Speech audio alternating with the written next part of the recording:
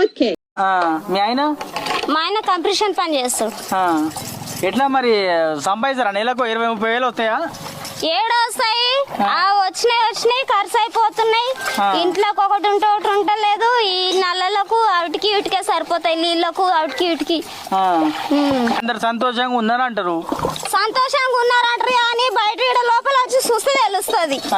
బయట చూస్తే ఏం తెలుస్తుంది? వాళ్ళు మాట్లాడదు, వాళ్ళు మాట్లాడతారు. ఈడ చూస్తే తెలుస్తుంది ఇంట్లో. పెద్ద ఎమ్మెల్యే ఎవరు తెలుసా నీకు?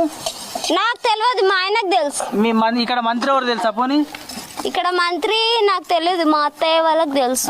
రాష్ట్ర ముఖ్యమంత్రి తెలుసా ఎవరన్నా? ఈ సీఎం ఎవరు తెలుసా? నాకు తెలియదు. నాకు కొత్త పెళ్లి అయిందండి. రాష్ట్ర సీఎం కూడా తెలియదా నీకు? తెలీదు. నాకు కొత్త పెళ్లి అయింది. అరే జర అర్జెంట్ పని ఉన్నది, ఒక 5,000 అప్పిరా. అప్పులోళ్ళకు నేను ఉల్టా నన్ను అడిగేటట్టున్నాడు. నిన్న మా చెల్లికి ఏం చెప్పినవురా? చెప్పా. అది ఒకవేళ ఒప్పుకుంటే ఏం చేసేవాడిని? 2 ఫ్యామిలీ పెట్టేవాడిని. ఉన్నదా? ఏంది? అదే 2 కుటుంబాలను పెంచే శక్తి ఉన్నదా?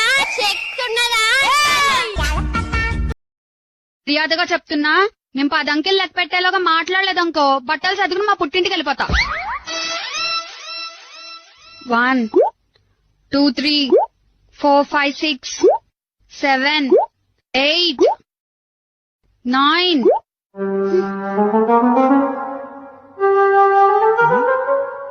తొందరగా 10 కూడా లెక్కెత్తి బట్టలు చదువుకుని పుట్టింటి పో. ఎందుకు? మాట్లాడేశారు కదా.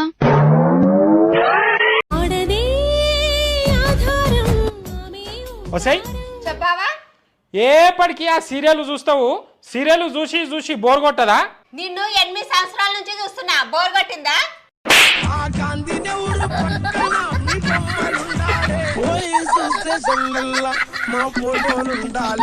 అక్క, పెళ్లి కాని వాళ్ళు గోరింట పెట్టుకుని ఎర్రగా పండితే మంచి మొగుడు వస్తాడంటారు కదా. మరి నీకు పెళ్లి అయిపోయింది, మంచి మొగుడు వచ్చాడు, మళ్ళీ ఎందుకు పెట్టుకుంటున్నావు? పెళ్ళైన వాళ్ళు గోరింటాకు పెట్టుకుని బాగా పండింది అనుకో, వచ్చిన మొగుడు మంచోడని అర్థం. మరి పండకపోతే ఇంకెక్కడో పండిత్తండని అర్థం.